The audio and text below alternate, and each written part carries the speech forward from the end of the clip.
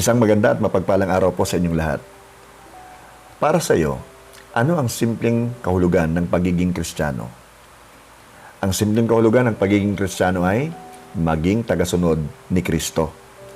Nakasulat sa aklat ng Mateo chapter 4, verses 18 to 22, habang naglalakad si Jesus sa tabi ng lawa ng Galilea, nakita niyang magkapatid na mangingisdang sina Simon, na tinatawag na Pedro, at Andres, na naghahagis ng lambat. Sinabi ni Jesus sa kanila, "Sumunod kayo sa akin at gagawin ko kayong mangingisda ng mga tao." Iniwan nila agad ang kanilang mga lambat at sumunod sa kanya. At habang patuloy sa paglalakad si Jesus, nakita niya ang magkapatid na sina Santiago at Juan na mga anak ni Zebedee. Nakaupo sila sa bangka kasama ng kanilang ama at nag-aayos ng lambat. Tinawag din ni Jesus ang magkapatid. Iniwan nila agad ang bangka at ang kanilang ama at sumunod kay Jesus. Sa Mateo chapter 16, verse 24, sinabi ni Jesus sa kanyang mga alagad, "Sino mang nagnanais sumunod sa akin ay kailangang itakwil ang kanyang sarili. Pasanin ang kanyang krus at sumunod sa akin." Ang simpleng kahulugan ng Kristiyano ay tagasunod ni Kristo. Anong kinakailangan sa pagsunod kay Kristo? Ang kailangan sa pagsunod kay Kristo ay maging lingkod ni Kristo. Sa aklat po ng 1 chapter 12 verse 26, ang naghahangad na maglingkod sa akin ay dapat sumunod sa akin. At saan man ako naroroon ay naroroon din siya. Pararangalan ng Ama ang sinumang naglilingkod sa akin. Tinawag ni Jesus ang kanyang mga tagasunod na lingkod o servant. Kapatid, kung nais mong maging tagasunod ni Jesus, kung nais mong maging matagumpay na tagasunod ni Jesus, kailangan mo maging servant o lingkod ni Jesus. At bilang mga Kristiyano, dapat talaga nating hangarin na maging matagumpay na lingkod ng Diyos. So, paano magiging matagumpay na lingkod ng Diyos?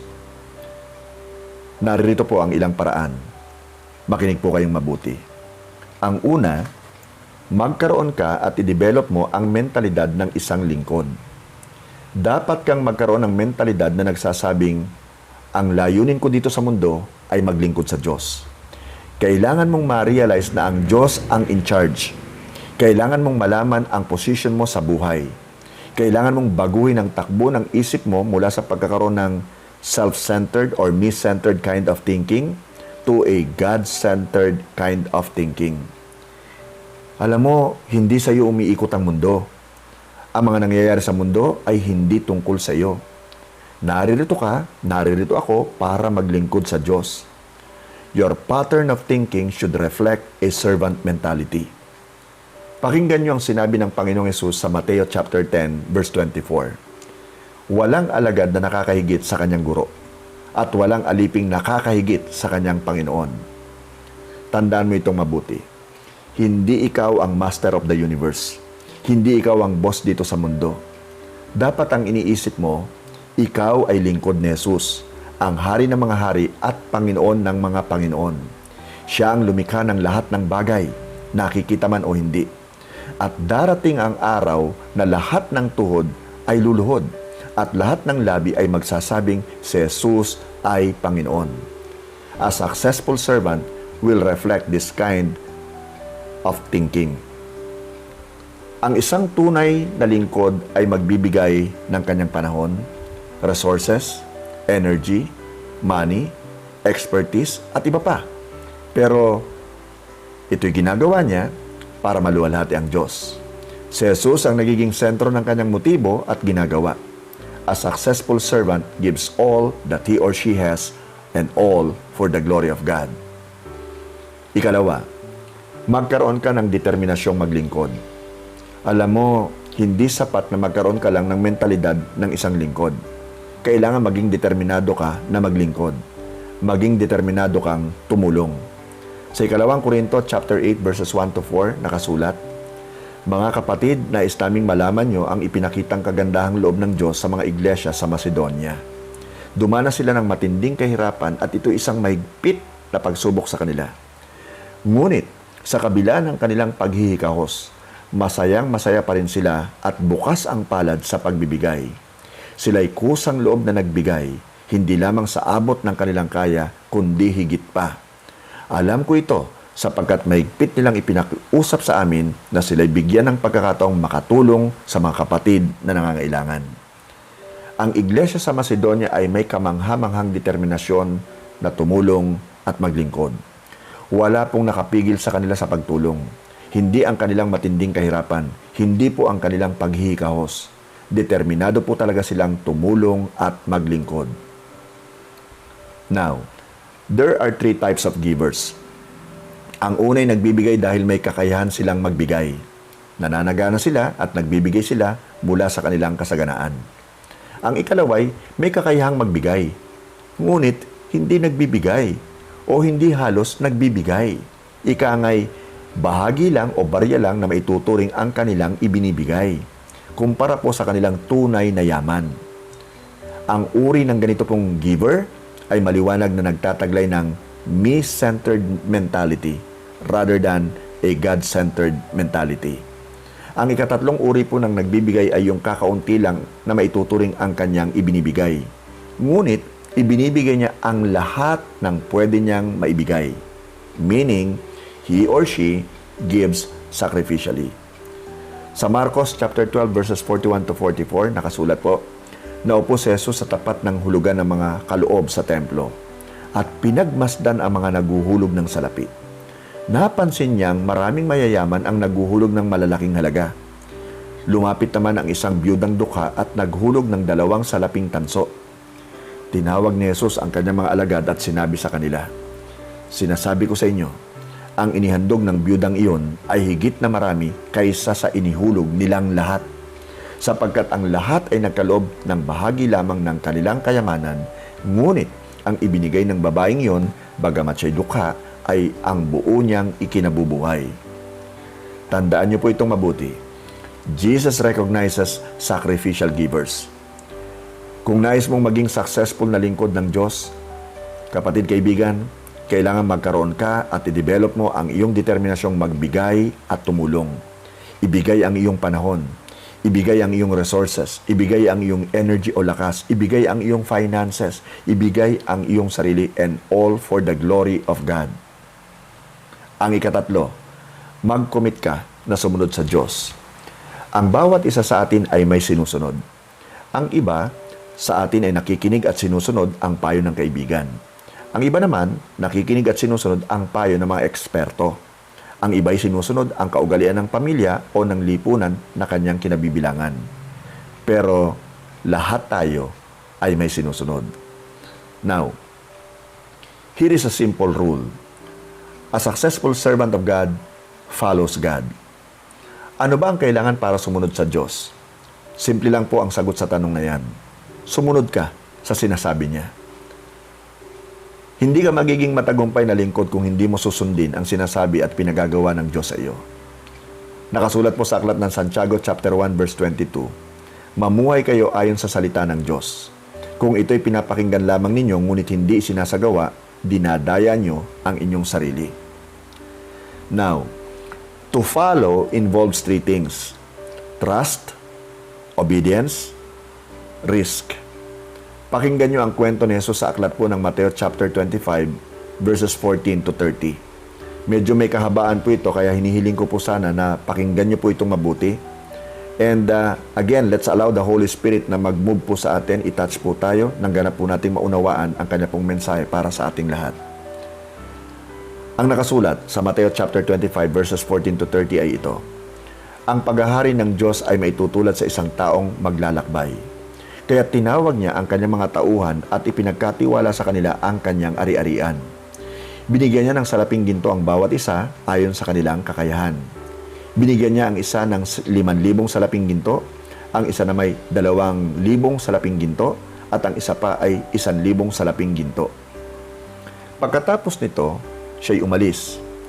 Kumilos agad ang tumanggap ng 5,000 salaping ginto at ipinangalakal iyon. Kumita siya ng 5,000 salaping ginto. Gayon din naman, ang tumanggap ng 2,000 salaping ginto ay kumita pa ng 2,000 salaping ginto. Ngunit, ang tumanggap ng 1,000 salaping ginto ay humukay sa lupa at itinago ang salaping ginto ng kanyang Panginoon. Pagkaraan ng mahabang panahon, Bumalik ang Panginoon ng mga tauhang iyon at sila'y pinag-ulat. Lumapit ang tumanggap ng 5,000 salaping ginto at sinabi, Panginoon, ito po ang 5,000 salaping ginto na iniwan niyo sa akin. Heto naman po ang 5,000 salaping ginto na tinubo nito. Sinabi sa kanya ng Panginoon, Magaling, tapat at mabuting lingkod. Halika, samahan mo ako sa aking kagalakan. Naging tapat ka sa kaunting halaga, kaya gagawin kitang tagapamahala ng malaking halaga. Lumapit din ang tumanggap ng 2,000 salaping ginto at ang sabi, Panginoon, ito po ang iniwan niyo sa aking 2,000 salaping ginto.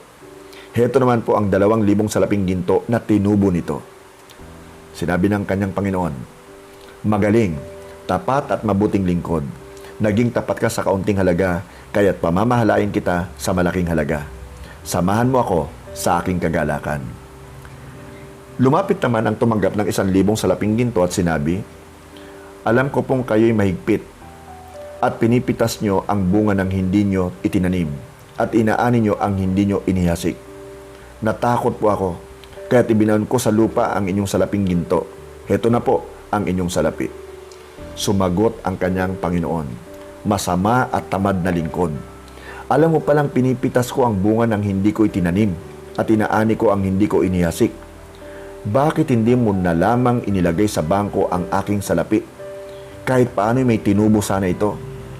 Kunin niyo sa kanya ang 1,000 salaping ginto at ibigay sa may 10,000 salaping ginto, sapagkat ang mayroon ay bibigyan pa at magkakaroon ng sagana. Ngunit ang wala, pati ang kakaunting nasa kanya ay kukunin pa. Itapon niyo sa kadiliman sa labas ang walang silbing taong yan. Dooy mananangis siya at magngangalit ang kanyang mga ngipin. A successful servant of God will trust that God is in charge, obey God's word, and walk in faith. And walking in faith takes risk. Ika-4, simulan mong maglingkod kung saan ka naroroon. Marami ang naghihintay ng tamang panahon at tamang lugar bago magsimulang maglingkod. Pakinggan mo itong mabuti. Ang tamang panahon na maglingkod ay ngayon. At ang tamang lugar na maglingkod ay kung saan ka naroroon. Sa sandaling na simulan mong katagpuin ang mga pangangailangan ng mga taong nasa paligid mo, you become a servant. Ngayon, babasahin ko naman po sa inyo, nakasulat po sa Mateo chapter 25 verses 31 to 46. Medyo may kahabaan din po. So, muli, hinihiling ko po na makinig kayong mabuti. Sa maluwalhating pagdating ng anak ng tao, kasama ang lahat ng anghel, uupo siya sa kanyang trono ng kaluwalhatian. Tipunin sa harapan niya ang lahat ng mga bansa at sila'y kanyang pagbubukod-bukurin tulad ng ginagawa ng pastol sa mga tupa at mga kambing. Ilalagay niya sa kanyang kanan ang mga tupa at sa kaliwa naman ang mga kambing. Kaya't sasabihin ng hari sa mga nasa kanan niya, Hali kayo, mga pinagpala ng aking ama. Pumasok kayo at tanggapin ang kahariang inihanda para sa inyo mula pa nang likhain ang daigdig. Sapagkat ako'y nagugutom at ako'y inyong pinakain. Ako'y nauuhaw at ako'y inyong pinainom. Ako'y isang dayuhan at inyong pinatuloy. Ako'y hubad at ako'y inyong dinamitan. Nagkasakit at inyong dinalaw. Nabilanggo at inyong pinuntahan. Sasagot ang mga matuwid, Panginoon, kailan po namin kayo nakitang nagutom at aming pinakain? O nauuhaw at aming pinainom? Kailan po kayo naging dayuhan at aming pinatuloy? O kaya'y hubad at aming dinamitan? At kailan po namin kayo nakitang nagkasakit o nabilanggo at kayo'y aming dinalaw? Sasabihin ng hari, tandaan nyo, nang gawin nyo ito sa pinakahamak sa mga kapatid kong ito, sa akin nyo ito ginawa. Sasabihin naman niya sa mga nasa kaliwa, lumayo kayo sa harapan ko, kayong mga isinumpa. Doon kayo sa apoy na di namamatay na inihanda para sa dyablo at sa kanyang mga kampon. Sapagkat hindi nyo ako pinakain nung ako'y nagugutom. Hindi nyo ako pinainom nung ako'y nauuhaw. Hindi nyo ako pinatuloy nung ako'y isang dayuhan. Hindi nyo ako dinamitan nung ako'y hubad. Hindi nyo ako dinalaw nung ako'y may sakit at nung ako'y nasa bilangguan. At sasagot din sila, Panginoon, kailan po namin kayo nakitang nagutom, nauuhaw, walang matuluyan, hubad, may sakit o nasa bilangguan, na hindi namin kayo tinulungan? At sasabihin sa kanila ng hari, tandaan nyo, nang pagkaitan nyo ng tulong ang isa sa pinakahamak sa mga ito, ako ang inyong pinagkaitan. Itataboy ang mga ito sa kaparusahang walang hanggan, ngunit ang mga matuwid ay pupunta sa buhay na walang hanggan. Napansin nyo ba na ang isang grupo ay mga successful servants at ang kabilang grupo ay hindi? You see, successful servants serve. Naglilingkod sila kung saan sila naroroon dahil yun ang nature nila. Now here is a simple rule. If you want to find good workers, find good people who are working. Good workers work. The same is true of servants. Good servants serve. Ang mga matagumpay na lingkod ay naglilingkod kung saan sila naroroon. Kapatid, hindi mo na kailangang lumayo pa upang makita ang mga taong nangangailangan na pwede mong matulungan. Ang kailangan mo lang gawin ay tingnan ang nasa tabi mo. And Jesus is looking for servants who serve. Isang araw gusto kong marinig mula kay Jesus ang mga salitang, magaling, tapat at mabuting lingkod. Naging tapat ka sa kaunting halaga, kaya't pamamahalain kita sa malaking halaga. Samahan mo ako sa aking kagalakan. Kapatid kaibigan, gusto mo bang sabihin din ito sa iyo ng Panginoong Hesus? Kung oo ang sagot mo, then magkaroon ka at i-develop mo ang mentalidad ng isang matagumpay na lingkod. Magkaroon ka ng determinasyong maglingkod. Mag-commit ka na sumunod sa Diyos at simulan mong maglingkod kung saan ka naroroon. Amen? Tayo pong lahat ay mag-pray. Panginoon naming Diyos na buhay at makapangyarihan sa lahat, maraming salamat po sa pribilehong tawaging iyong mga lingkod. Dalangin po namin na tulungan mo po kaming maging tapat sa pagkakatawag mo sa amin at mapaglingkuran ka namin ng buong puso upang ikay aming maluwalhati at maparangalan. Amin pong dalangin na maipamuhay namin ang aming napag-aralan. Maraming salamat po. Ito po ang aming samot dalangin sa pangalan ng aming Panginoong Hesus. Amen. May the Lord bless you and keep you. May the Lord make His face to shine upon you.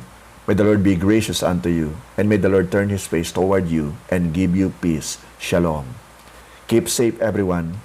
Be strong in the Lord and in the power of His might. Glory to God.